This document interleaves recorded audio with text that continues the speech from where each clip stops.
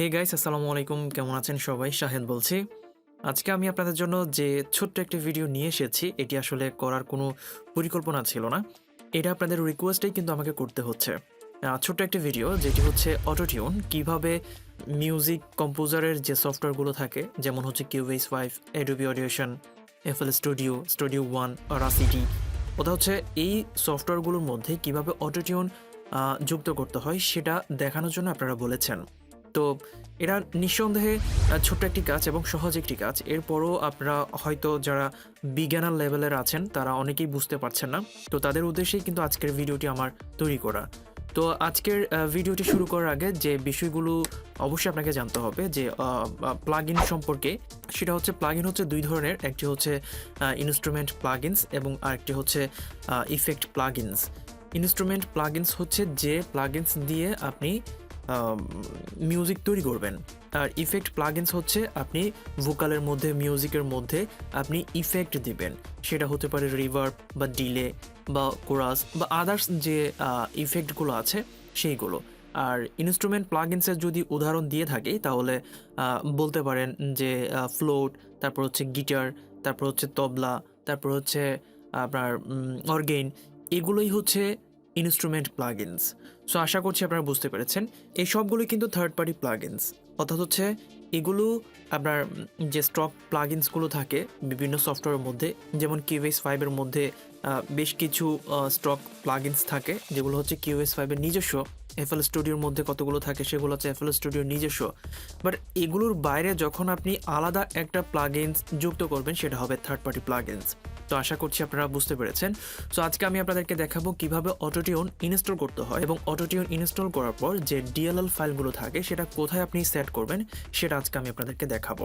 প্রথমে আমি autotune download করে নিয়েছি আমার মতো করে, খুব ভালো, যেটা আমি আগে ব্যবহার করতাম, ইভেন এখনও ব্যবহার করি, সে অটোটিউনের ভার্সনটি আজকে আমি আপনাদেরকে ইনস্টল করে দেখাচ্ছি।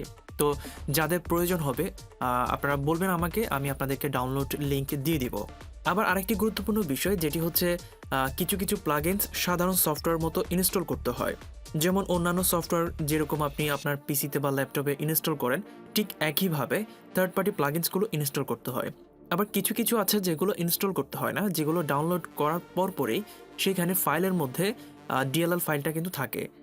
আজকে আমি যে প্লাগইনসটি ইনস্টল করে দেখাচ্ছি সেটি হচ্ছে একটা ইফেক্ট প্লাগইনস এবং সেটা সাধারণ সফটওয়্যার মতো কিন্তু ইনস্টল করতে হচ্ছে আমাকে।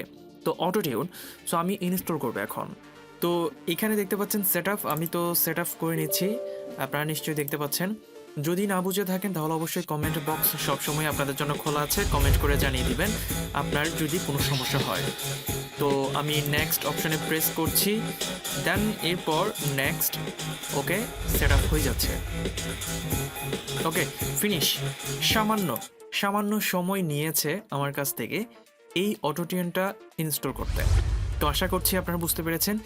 ইনস্টল করার পর এবার যে ফাইলটির জন্য আমরা এটা ইনস্টল করতে হয়েছে সে ফাইলটি কোথায় এবং কোথায় গিয়েছে সেটা একটু আপনাদেরকে দেখাই। তো শুরু করা যাক। আমি প্রথমে সি ড্রাইভের মধ্যে যাচ্ছি এবং হচ্ছে প্রোগ্রাম ফাইল, এই দ্বিতীয় অপশনটার মধ্যে যাচ্ছি। এবার যাচ্ছি হচ্ছে কমন ফাইল, কমন ফাইলের মধ্যে VST3।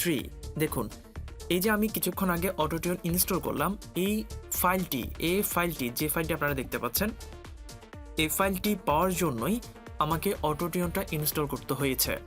তো আরেকটা ফাইল দেওয়া থাকে, সেটা হচ্ছে ডিএলএল ফাইল। হ্যাঁ, যেমন এখানে VST3 অপশন দেখতে পাচ্ছেন। হ্যাঁ, যেমন অটোটিউন 8.1 VST3। এই যে VST3 জায়গায় ডিএলএল ফাইল থাকে, অর্থাৎ ডিএলএল একটা নাম থাকে। সেম ফাইলগুলো পাওয়ার জন্য কিন্তু প্লাগইনসগুলো ইনস্টল করতে হয় অথবা ডাউনলোড করে প্রয়োজনীয় লোকেশনের মধ্য থেকে সে ডিএলএল ফাইলগুলো কালেকশন করতে হয়। এখানে লক্ষণীয় বিষয় হচ্ছে অটোটিউন ইনস্টল করার সাথে সাথে যে ফাইলটি আমার প্রয়োজন সে ফাইলটি কিন্তু অটোমেটিক সি ড্রাইভের মধ্যে চলে আসছে, আমাকে আবার এক্সট্রা করে নিয়ে আসতে হয়নি। অনেকগুলো সফটওয়্যার আছে যেগুলো প্রয়োজনীয় লোকেশনের মধ্যে সেট করতে হয়। যেমন আমি আপনাদেরকে দেখাই, একটা ফাইল তো আপনারা দেখতে পাচ্ছেন, যেমন এই কমন ফাইল, প্রোগ্রাম ফাইলের মধ্যে কমন ফাইলের মধ্যে VST3। এখানে কিন্তু ডিএলএল ফাইল হোক বা VST3 ফাইলগুলো হোক, এখানে পেস্ট করলে সেটা সফটওয়্যার স্ক্যান করার সাথে সাথে এখান থেকে কালেকশন করে নিবে।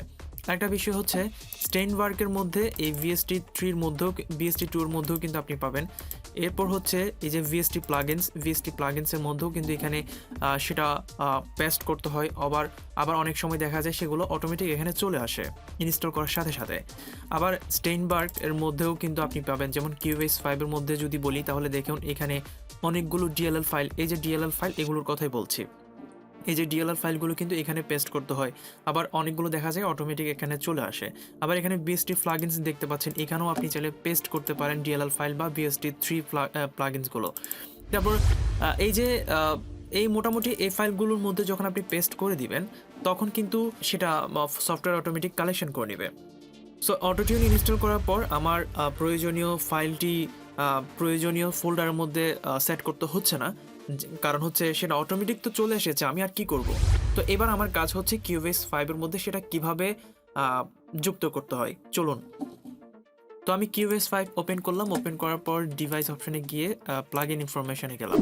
এবার আপডেট অপশনে ক্লিক করুন, আপডেট অপশনে ক্লিক করলেই চলে আসবে। দেখুন সাথে সাথে কিন্তু চলে এসেছে অটোটিউন 8.1, সাথে সাথেই কিন্তু চলে আসছে অটোটিউন, যেটা আমি কিছুক্ষণ আগে ইনস্টল করেছি সেটা কিন্তু সাথে সাথেই চলে আসছে, কিছুক্ষণ আগে কিন্তু ছিল না। ওকে, তো এই গেল কীভাবে অটোটিউন ইনস্টল করে QS5 এর মধ্যে ইনস্টল করতে হয় সেটা আপনাদেরকে দেখালাম। আর বেশি কিছু না, এই যে প্রয়োজনীয় লোকেশনের মধ্যে সেট করতে পারাটাই কিন্তু মূল কাজ। হ্যাঁ, আপনি এখন FL স্টুডিও হোক, আপনি স্ক্যান করার সাথে সাথে কিন্তু অটোটিউন চলে আসবে, কারণ সেটা প্রয়োজনীয় লোকেশনের মধ্যে অটোমেটিক সেট হয়ে গেছে বা আমি সেট করে নিয়েছি। বা আপনি যদি স্টুডিও 1-এর কথা যদি চিন্তা করেন তাহলে সেটা স্ক্যান করার সাথে সাথে সাথে কিন্তু চলে আসবে। অডাসিটি বলেন বা দাভিঞ্চি রিসলভ হোক বা অ্যাডোবি অডিশন হোক, যে কোনো সফটওয়্যার মিউজিক কম্পোজ করার মতো যে কোনো সফটওয়্যার আপনি যদি এখন স্ক্যান করেন তাহলে কিন্তু সাথে সাথেই চলে আসবে। আমার এই পিসির মধ্যে, আমার এই ল্যাপটপের মধ্যে শুধুমাত্র QS5 ইনস্টল করা ছিল, তো আমি সেখানেই আপনাদেরকে দেখালাম। এখানে FL স্টুডিও যদি থাকতো তাহলে সেখানেও আমি আপনাদেরকে দেখাতাম, এখানে যদি দাভিঞ্চি রিসলভ থাকতো তাহলে সেটাও আমি আপনাদেরকে দেখাতাম। মূল কাজ হচ্ছে ডিএলএল ফাইল হোক বা VST3 ফাইল হোক, এগুলো প্রয়োজনীয় লোকেশনের মধ্যে সেট করতে পারাটাই হচ্ছে মূল কাজ। ওকে, এখানে যদি আমি আর একটা বিষয় যদি আপনাদেরকে দেখাই তাহলে আপনারা আরও পরিষ্কার ধারণা পাবেন। আপনি QS5 এর মধ্যে ঢুকে এই যে ডিভাইস অপশনে গিয়ে প্লাগ ইন ইনফরমেশনে যদি আসেন তাহলে এখান থেকে কিছু আইডিয়া আপনি নিতে পারেন। আইডিয়াটা হচ্ছে, আপনি দেখুন এখানে যদি একটু আমি ড্র্যাগ করে টেনে যদি ডান পাশে নিয়ে আসি তাহলে আপনারা বুঝতে পারবেন। এখানে অনেকগুলো ফোল্ডারের নাম কিন্তু দেওয়া আছে। এই ফোল্ডারগুলোর নাম দেওয়া আছে মানে হচ্ছে এখানে যে প্লাগইনসগুলো আছে, এই যে এখানে যে প্লাগইনসগুলো আছে সে প্লাগইনসগুলো এই ফোল্ডারগুলো থেকে কালেকশন করেছে QS5। তো আপনি এখান থেকে দেখেই কিন্তু ওই লোকেশনের মধ্যে কিন্তু আপনি পেস্ট করতে পারবেন ডিএলএল ফাইল হোক বা VST3 ফাইল হোক। ওকে, যেমন আমি অটোটিউনের কথা যেটা বলেছিলাম, যেটা আপনাদেরকে দেখিয়েছি, এই যে দেখুন অটোটিউন, এই অটোটিউনটা কোন ফাইল থেকে কালেকশন করেছে? অটোটিউন ফাইলটা কালেকশন করেছে C program file, C program file, তারপর হচ্ছে কমন ফাইল থেকে VST3, অর্থাৎ হচ্ছে যে লোকেশন আমি আপনাদেরকে দেখিয়েছি সেই লোকেশন থেকে কিন্তু QS5 সেটি কালেকশন করেছে। তো এই ছিল আজকের ভিডিও, কিভাবে অটোটিউন QS5 এর মধ্যে যুক্ত করতে হয় সেটা আমি আপনাদেরকে ইনস্টল থেকে শুরু করে সেটা ফোল্ডারিং করা থেকে শুরু করে সব কিছু আপনাদেরকে দেখালাম। আশা করছি আপনারা বুঝতে পেরেছেন। যদি ভালো লাগে তাহলে অবশ্যই ভিডিওটি লাইক করবেন, কমেন্ট করবেন এবং শেয়ার করবেন, আর অবশ্যই সাবস্ক্রাইব করবেন।